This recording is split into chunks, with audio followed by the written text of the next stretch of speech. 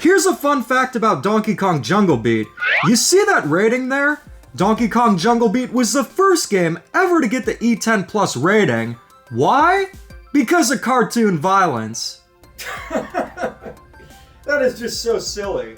Were they just trying to appeal to the group of soccer moms who would say, Donkey Kong is corrupting the American youth?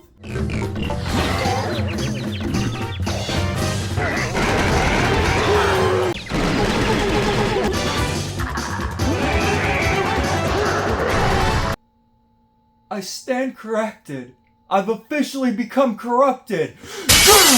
You are now watching The Beach. The 3D Mario games are some of the greatest games of all time. Maybe it's due to their ingenious level design, or sheer oceans of creativity. But have you stopped to wonder, how did we get here? What led to all-time greats like the Super Mario Galaxy games, Super Mario 3D World, and Super Mario Odyssey?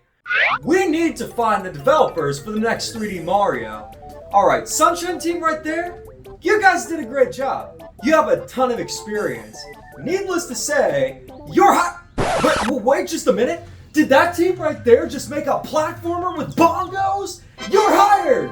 The first game ever developed by Nintendo EPT Group 8 is Donkey Kong Jungle Beat. Considering they were officially confirmed to be behind Donkey Kong Bananza, everything comes full circle.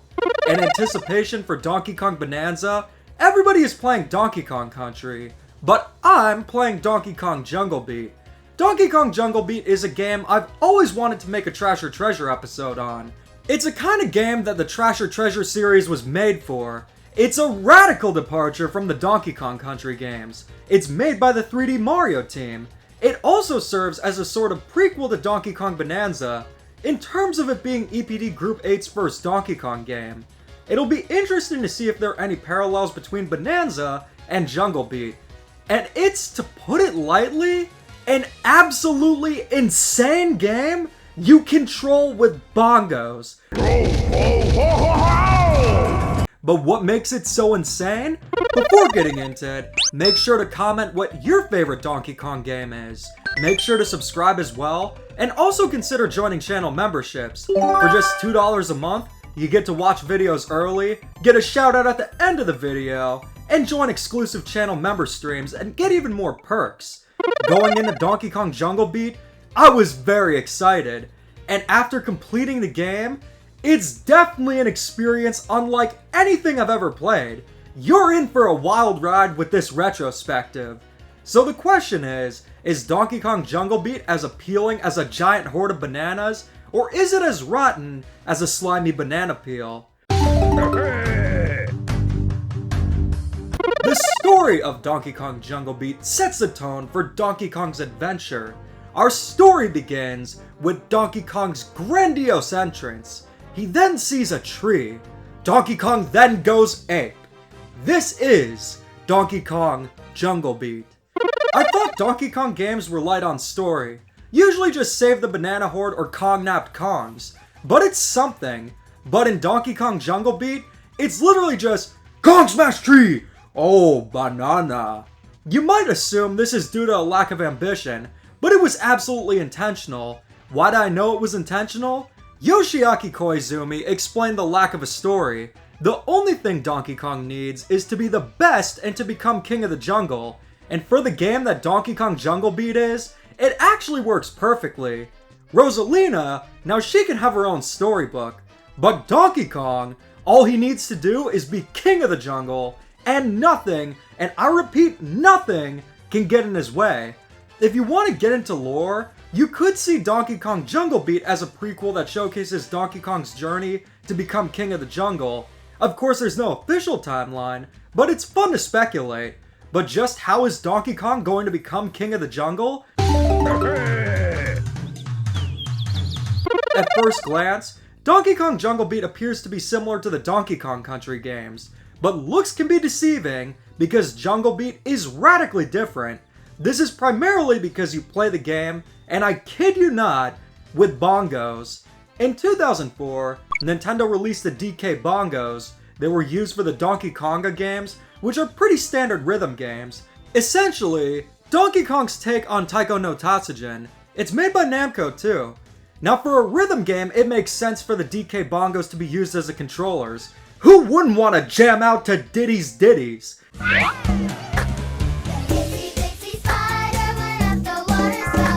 But for a platformer, how does that even work? And could Nintendo have been mad enough to actually pull it off? Here's a demonstration of my pet human showcasing the DK Bongos in Jungle Beat.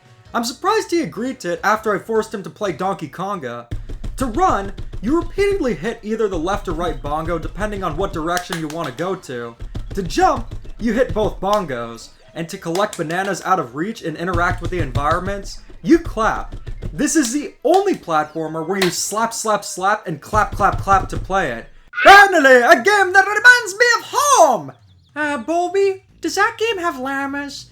You would assume playing a platformer with DK Bongos would be nothing more than a quick novelty, but the controls are actually really intuitive. Jungle Beat isn't just Donkey Kong Country played with DK Bongos. Jungle Beat is completely designed around them, and this is most apparent with the gameplay.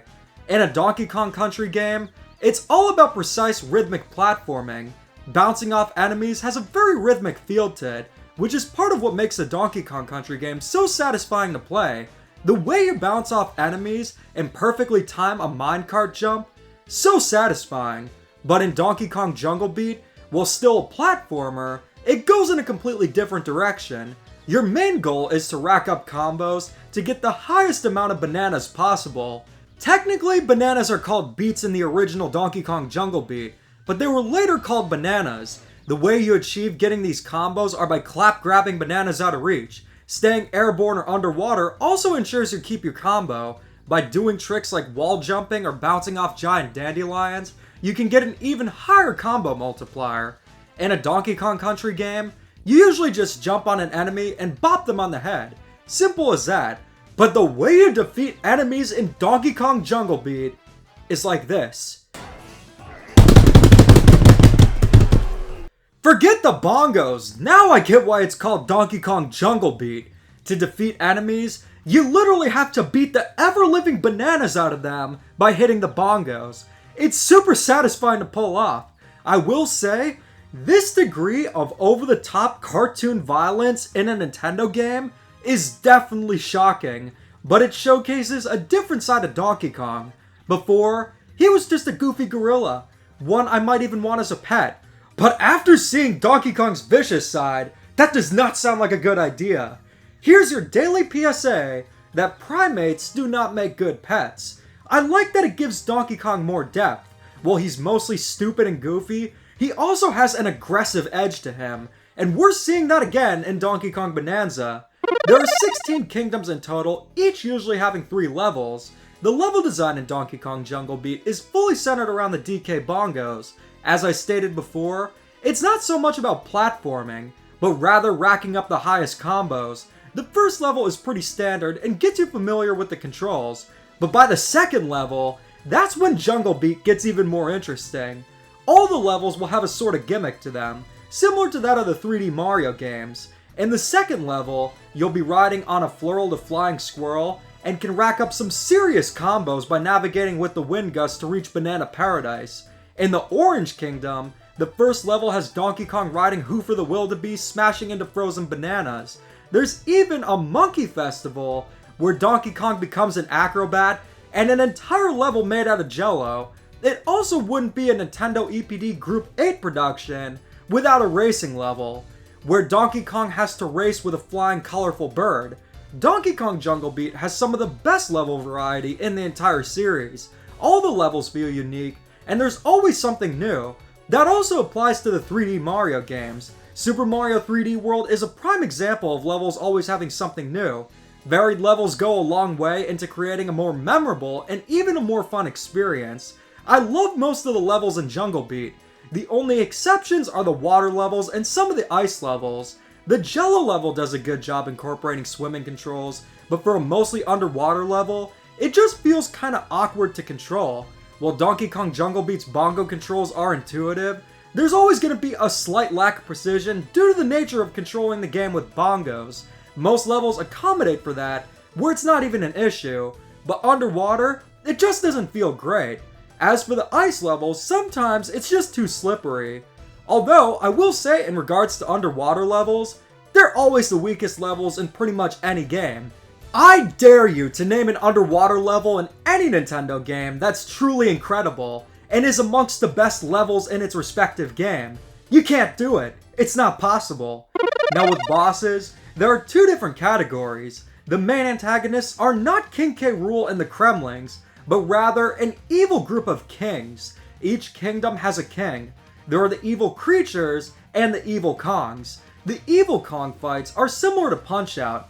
Dodge their attacks and beat the ever-living crap out of them. The first fight with Dread Kong is pretty easy, but the succeeding Kong fights are way more involved. Karate Kong's fight takes place on a floating log going down a river, and he has a lot more techniques. The evil Kongs are my favorite bosses, not only because their fights are a blast, but because of how interesting their designs are. It's always cool seeing villain versions of a protagonist, and these Kongs retain the Kong design, but are very intimidating. I'd love to see them return. Then there are the minions. You'll be fighting Tusks, Hogs, and Rucks, which are birds. Have you noticed Group 8's games have an obsession with making big birds villains? I have a good feeling this is a developer's revenge after what happened to their windshield. Unlike the evil Kongs, you fight Tusks, Hogs, and Rocks multiple times throughout the game. They have different variations, changing up their color and attacks. Kind of like how the Mario series has assorted colors for the Koopa Troopas. Assorted colors? These bosses do tend to feel repetitive. It's not just their designs, but their fights feel a bit too similar, contrasting the fresh and ripe levels. Bosses haven't really been a strong suit of 3D Mario games outside of a select few, and Donkey Kong Jungle Beat is no exception.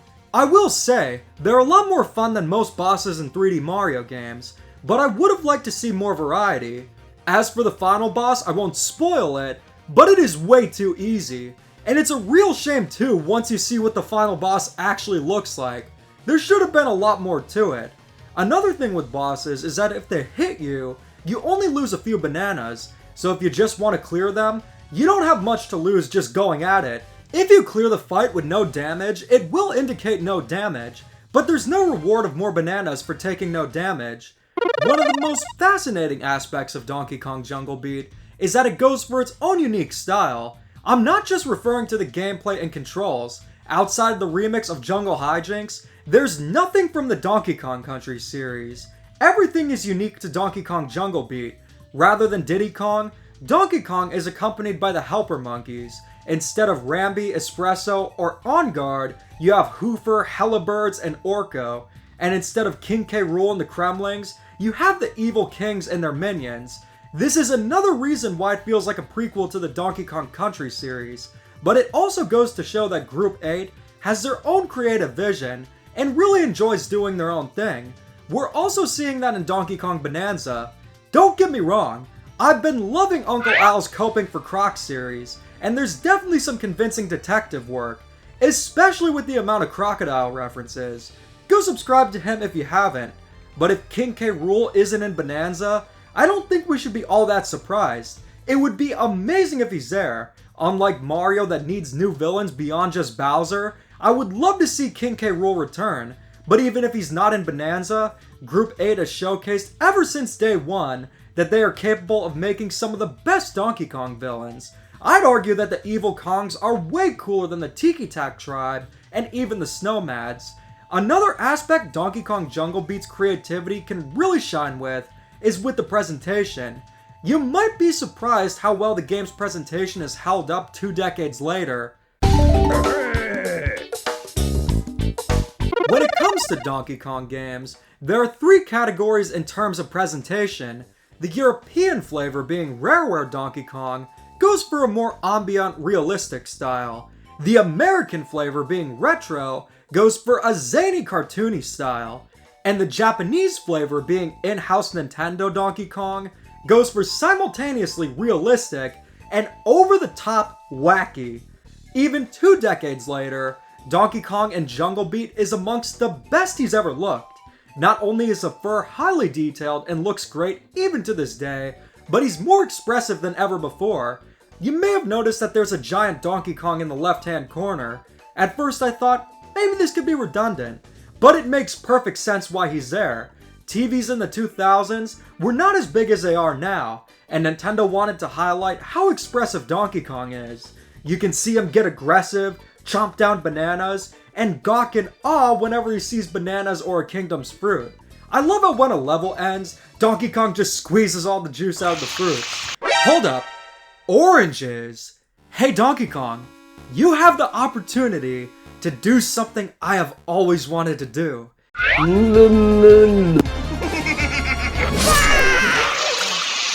The reason why Donkey Kong got redesigned is so he could be more expressive. You can clearly see in Donkey Kong Jungle Beat, while they did an excellent job making him expressive, there were still limitations due to the original design. But even so, I absolutely love Jungle Beat's iteration of Donkey Kong. How can you not just love him? Unlike the Donkey Kong Country games, which usually have a core theme, such as Donkey Kong Country 2's Pirate theme and 3's Canada theme, Jungle Beat is quite varied when it comes to theming. You have the typical jungles, but you also have beaches, icy caverns, haunted houses, and my favorite festival and Jello Kingdoms. It actually makes Jungle Beat more reminiscent to a Mario game, which has worlds each with a different theme. The variety with world themes would later be carried over to the retro Donkey Kong Country games. Having varied theming goes a long way, making each level memorable. This is definitely one of Group 8's specialties, and it's present even in their first game. Even though Donkey Kong Jungle Beat is 2 decades old, the graphics at the time were outstanding. It's one of the best looking games on the GameCube, going for a more realistic approach. If I had to critique it, I do think the environments could have been more colorful. They look a bit desaturated, but I think that's what they were going for. But other than that, the game still holds up surprisingly well graphically. It goes to show that a good art direction is key into making a presentation that holds up even 2 decades later. The music of Donkey Kong Jungle Beat is really good. Whenever I make videos about Donkey Kong Bananza, I pretty much exclusively use Donkey Kong Jungle Beat's soundtrack. It does a great job having that jungle sound to it, while also just being so much fun to listen to. It's not as strong as the first 3 Donkey Kong Country games or Tropical Freeze, but I put the soundtrack above Returns. A soundtrack doesn't need to be groundbreaking or orchestrated to make it great. Sometimes, a soundtrack can just be pure fun, and it suits Jungle Beat very well. It's quite underrated. You know what is groundbreaking though? This sound design in Jungle Beat. It is amongst the best sound design in any Nintendo game. All the sound effects are so satisfying. Everything from grabbing bananas to punching enemies. When you approach a big enemy, music will start to fade in. But the highlight is when Donkey Kong goes ape, especially during the fights with the evil Kongs.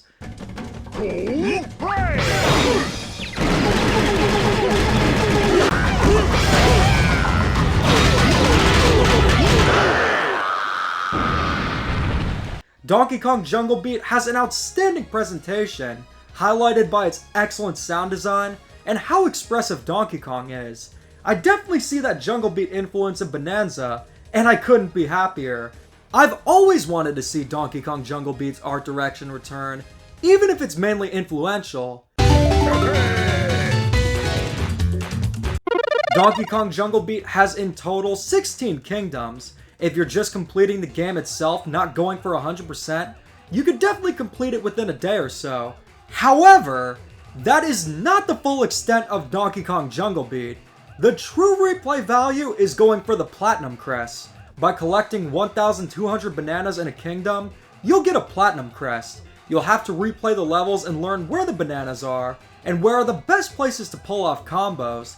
Sometimes, there are banana hordes hidden within levels, such as here where you need to fly up to them with Flurl. More often than not, it's pretty challenging obtaining the Platinum Crests, but when you get them, it is so satisfying. It's a similar philosophy to a game like Pizza Tower.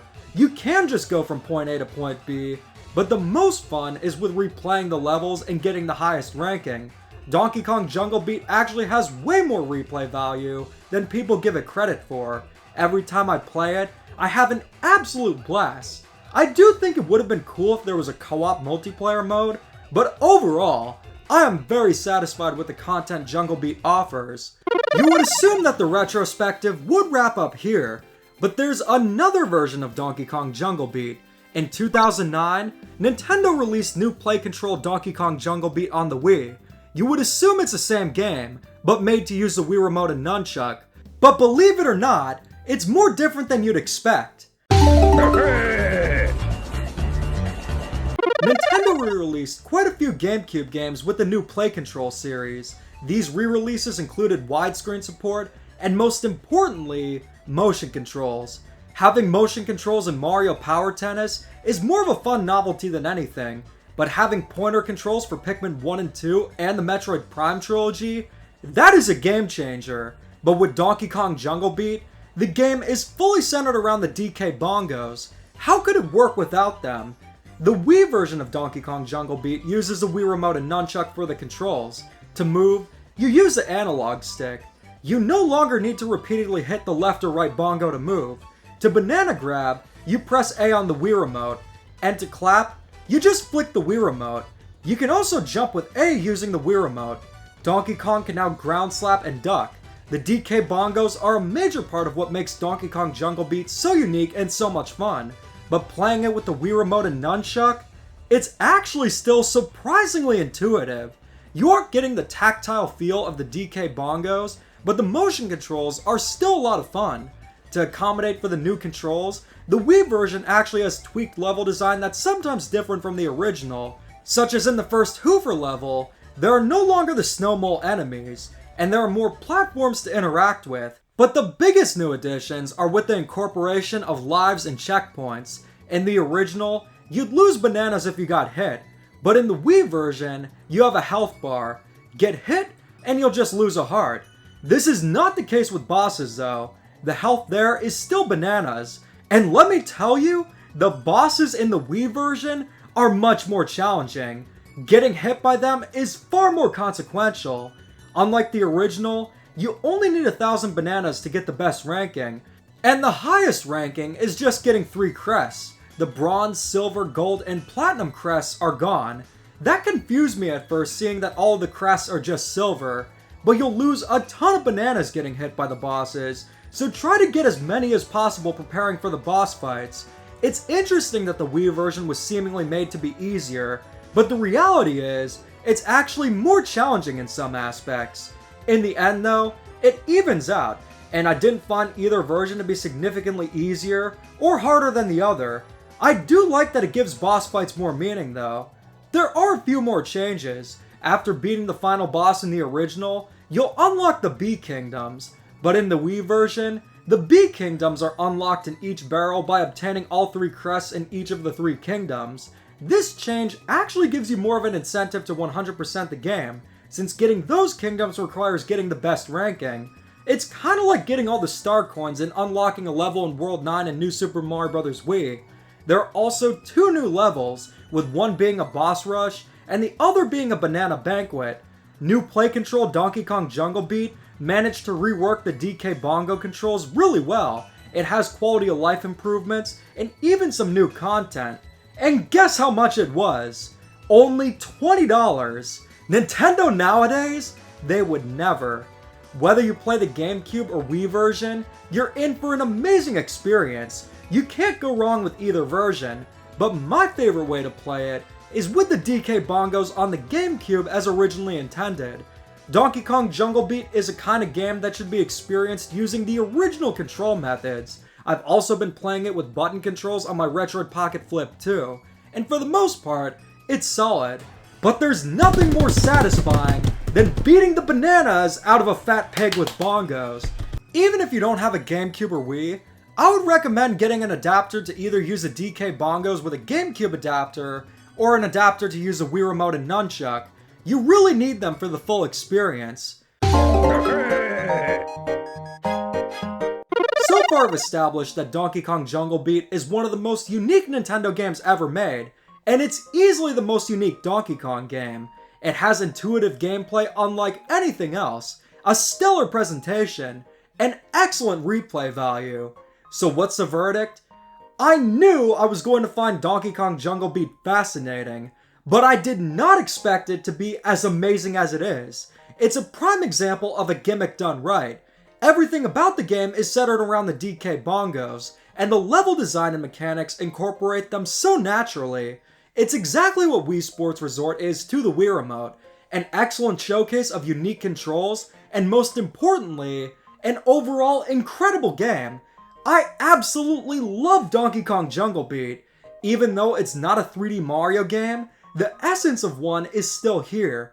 The creativity, the ingenious level design, it got me even more hyped for Donkey Kong Bananza than I already was. How is that even possible? Donkey Kong Jungle Beat gets the ranking of Platinum Treasure. I'm hoping that Nintendo will put the game on GameCube Nintendo Classics on the Nintendo Switch too. They'd probably have to go for the Wii version, considering that the Joy-Con 2s are capable of replicating a Wii Remote and Nunchuck. It would be an excellent way to showcase to a new generation the masterpiece that is Group 8's first game. Special shout out to Ultra Bomber 64, Soshi the Yoshi, Marcus TZB, Glitzy Terror, Mevins 2001, Colin Wickham, Paper Brothers, Generic Rust, and FastFan07 for being such awesome channel members. So what is your favorite Donkey Kong game? Let me know in the comments and keep calm and Dada on.